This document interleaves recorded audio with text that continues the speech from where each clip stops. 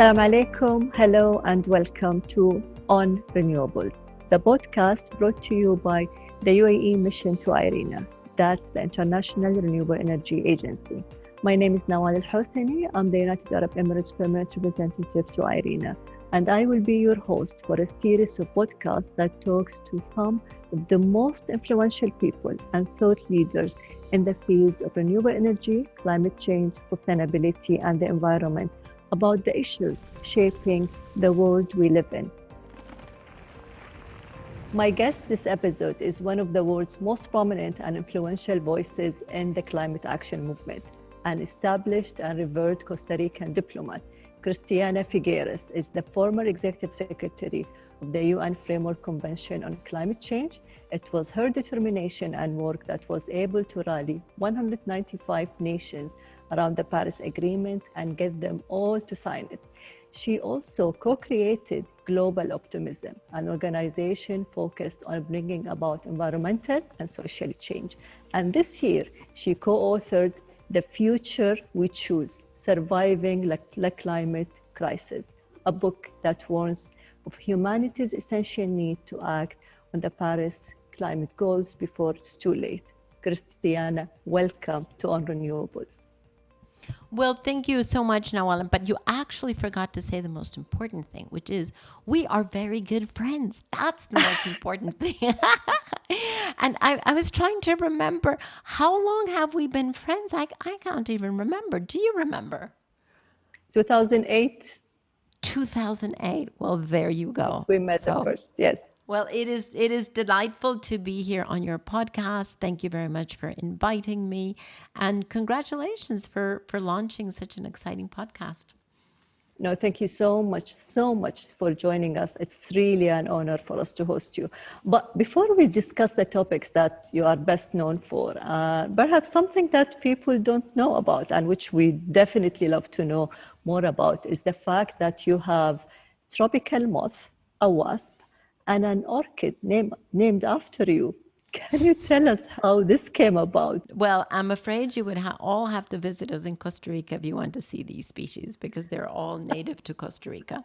And they were discovered over the past few years here.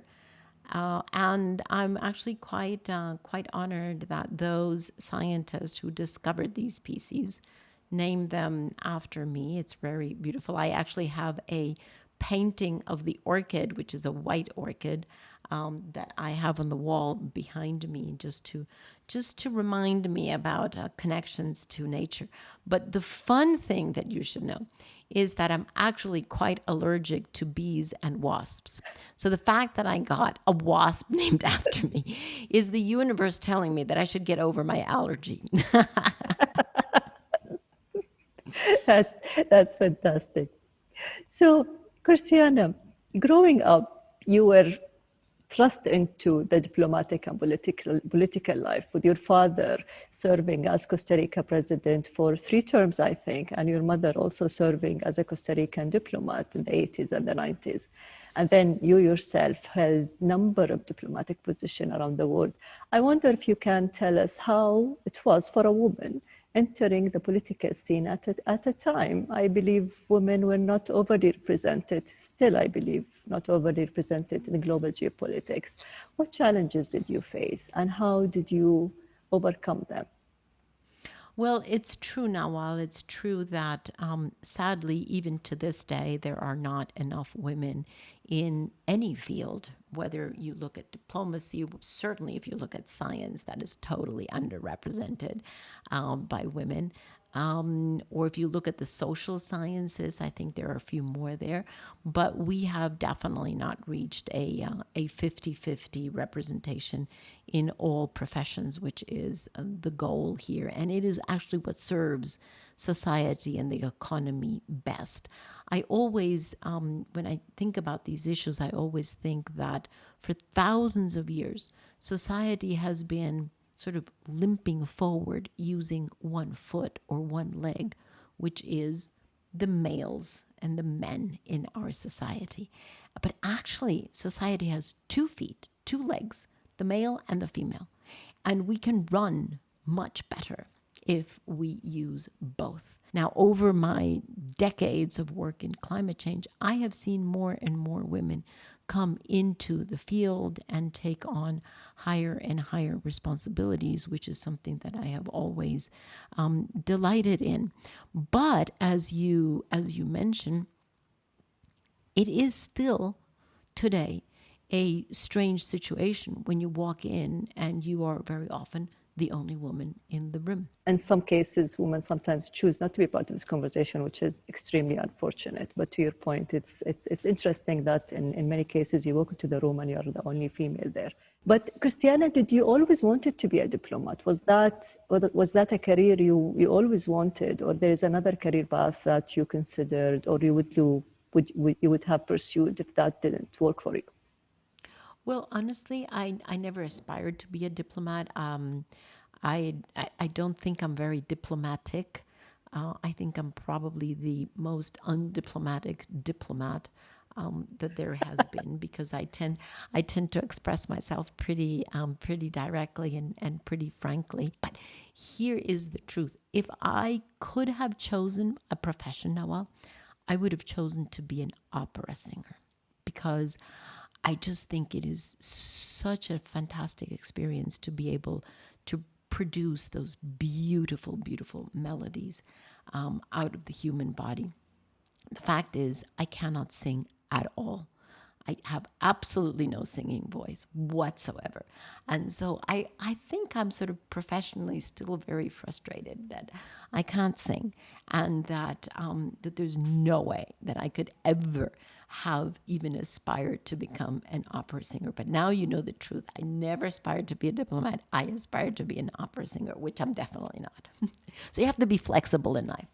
But singing and other arts are part of soft power. So speaking about soft power, how important you think the role of soft power diplomacy become? Particularly, you mentioned a reference to climate change and the feat that you managed to pull off with the Paris Agreement from 2010 to 2015.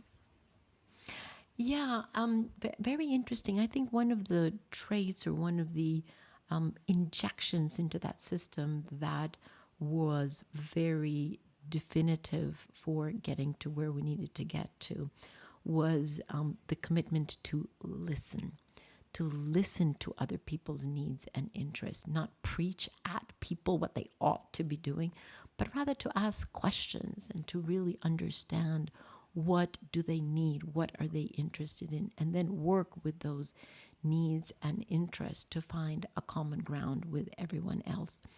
And I think that was really very critical for the Paris Agreement, was that tone that was set of everyone has a voice, everybody's voice is equally valid, everyone has a need, everybody has a vision, everybody has an aspiration, and let's bring those all together into a multicolored tapestry. It's not that my vision is better than yours or yours better than mine. Everyone is equally valid, and we can actually coexist and collaborate onto a collective vision that we weave together. That's fantastic. But, you know, you are arguably best known for your work in the field of the climate change, and this is basically your leading role in having the Paris Agreement ratified by 195 countries. But let's touch specifically on that. Before you were able to get the Paris Agreement into shape, you were appointed as the Executive Secretary for the UNFCCC on climate change 6 months after the failed COP15 in Copenhagen, quite an inheritance. But fast forward, 5 years later, you were instrumental in drawing up and getting the 195 states to sign the Paris Agreement. What transformation. So can you just first tell us about some of the challenges that you faced in reviving the climate change dialogue at the highest level after all those attempts by thought leaders and decision makers? What did you change? How did you approach people? Listening was something you just mentioned, but what else? Tell us a little bit more. The major challenge was our mindset, because there were so many people who had decided after Copenhagen that it was impossible to get a global framework, that it was too difficult, too many different interests, too expensive, Some of them even said it's too late anyway, so don't even try. And so that defeatist attitude of we're not going to get there anyway, no matter what we do, I think for me that was the biggest challenge, and the one that I definitely undertook quite quickly to change from pessimism to optimism. And when I say optimism, Nawal, I don't mean a celebration of what has been achieved. For me, optimism is not the result of a success or an achievement. For me, optimism is the input into any challenge. It is a deliberate choice that we make of our mindset, our frame of mind in front of any challenge. And that is what we did actually with the Paris Agreement. We moved from Copenhagen to Paris through changing people's mindset, their frame of mind. They had decided that it was impossible, and we started to work with everyone to say, well, maybe it's not impossible. Maybe it's somehow possible. Maybe it's likely. Maybe it's probable. Let's explore this. Let's work together. And then we moved from impossible to possible and finally to delivered. But it took a change of frame of mind that took the good part of 5 years. So 5 years now, how far do you think we progressed to achieve those goals? You know, I think we have progressed for sure, not fast enough and not far enough according to science, because according to science, we have to be at 1/2 global emissions by 2030. And we're currently not yet on track to that. But we have progressed, and let me start with geopolitics. It is just 1 year ago, we would have thought that it would be impossible to increase the ambitions of countries after what they registered in Paris, because they have to increase every 5 years, and they will increase at COP26. And just a year ago, we thought, now that's going to be really difficult. Well, fast forward, and here we are. In a post-COVID world, the European Union has come out to say that their economic recovery packages are going to be green and inclusive, that they're going to put climate change and decarbonization at the center of their economic recovery packages, putting trillions of dollars into that kind of sector and those kinds of corporations. Pretty soon after that, we had China coming out saying that they were going to be at peaking of emissions before 2030 and at net zero before 2060. That was an extraordinary announcement that caught us all by surprise, because we thought China might announce something like that after U.S. elections. But it's extraordinary what how geopolitics has shifted just in the past 6 months. And that, of course, is partly a realization of what corporations are doing and the financial sector. Because bank after bank, investment company after investment company, insurance company after insurance company, they are all realizing that not addressing climate change is a huge risk. And they're beginning to shift capital. So capital markets are shifting, given the understanding of the risks of keeping those high carbon assets and the opportunities of reinvesting into clean technologies. So, Christiana, you've traveled quite a bit when we were used to travel. Your network expands around the world. Has climate change fundamentally changed, or will it change the way we live? And if yes, how? Climate change has definitely changed the way we live, the way we experience the world, because just 5 or 10 years ago, we did not have the cyclones, the hurricanes, the floods, the droughts that we're having now. So climate has definitely already indelibly changed the way that we experience the world.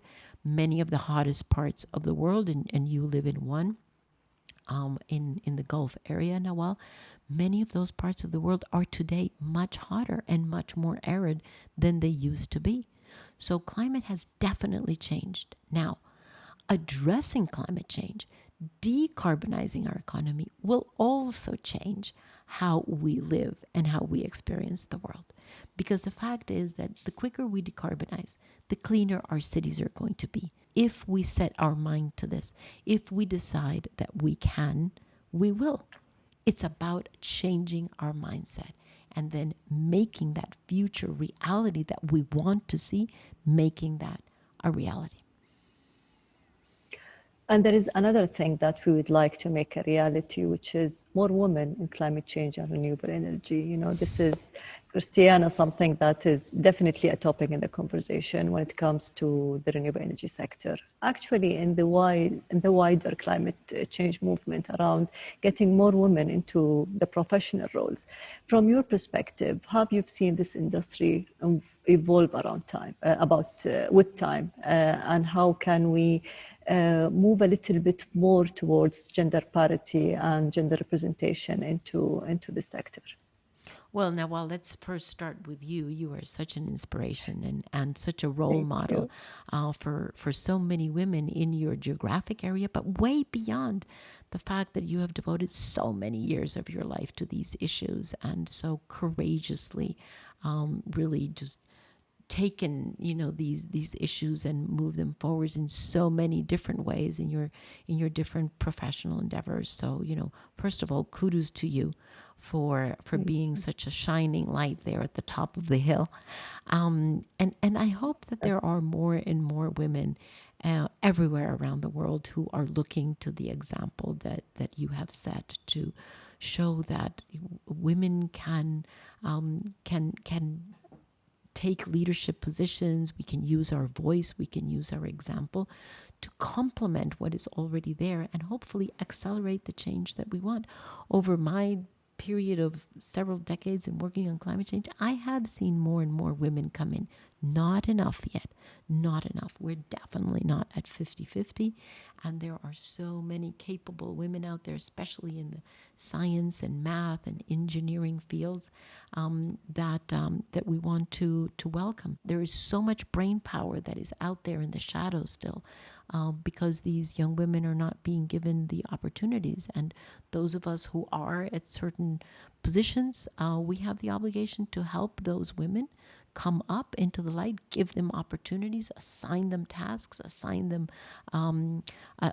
opportunities where they can shine, and then give them credit. Right? We have to be generous in giving credit to women for the things that they have done. Before that, we have to make sure that we educate girls. Yes. We have to make sure that they get equal opportunity to go to school, that they're not held back just because they are female. That's where it starts, on educating women.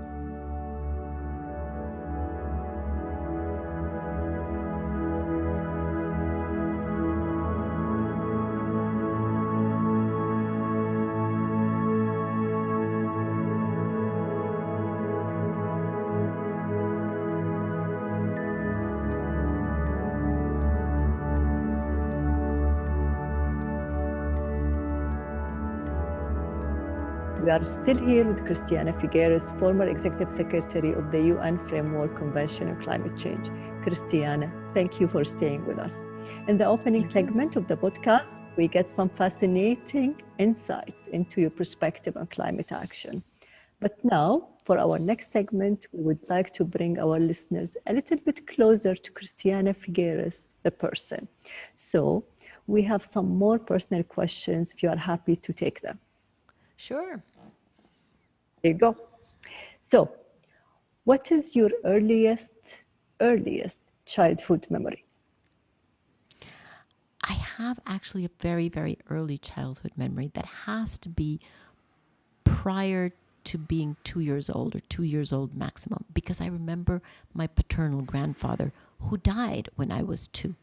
And what I remember is him. It must have been that he was holding me in his arms, because I remember that I was very close to his face, and I remember looking up and him looking down at me. And I didn't know that it was my paternal grandfather until many years later when I saw a photograph and I went, oh, that's the face that I remember. I got goosebumps. That's amazing. Yes, that's amazing. So one moment from your life that you would like to relive? Well, can I get 2? The 2 births of my 2 daughters. If you could eat one thing, hopefully never you are going to get to that case, but let's say if you could eat only one thing for the rest of your life, what would it be? Mangoes. mangoes would definitely be what I would take. Wow, that's nice. So if you are to give your 18 years old self an advice, what would that be? Take things with more peace. I was very intense, or maybe I still am very intense. But my big lesson in life is to take things with much more internal peace. Find more internal peace before reacting to outside stimulus. Not easy to do. So if you can take one book and one piece of music into the desert and nothing else, what would that be? The book that I would take is A Love Letter to the Earth, written by Thich Nhat Hanh, a Zen master from Vietnam. And the music piece that I would take is The Four Seasons of Vivaldi. So your one hope for the future is? That we learn to live in harmony with nature and with each other. Christiana, thank you so much for your time. It was an honor talking with you. Thank you so much, Nawal, and thank you for everything that you have done and that you continue to do for all of these important issues, and for standing up as such a powerful role model for women. Thanks for listening to On Renewables. If you liked us, subscribe to our YouTube channel and leave us a rating on Apple's podcast. And if you've got any feedback or questions for any of us at the UAE Mission to IRENA, leave us a comment on our social media pages on Instagram and Twitter.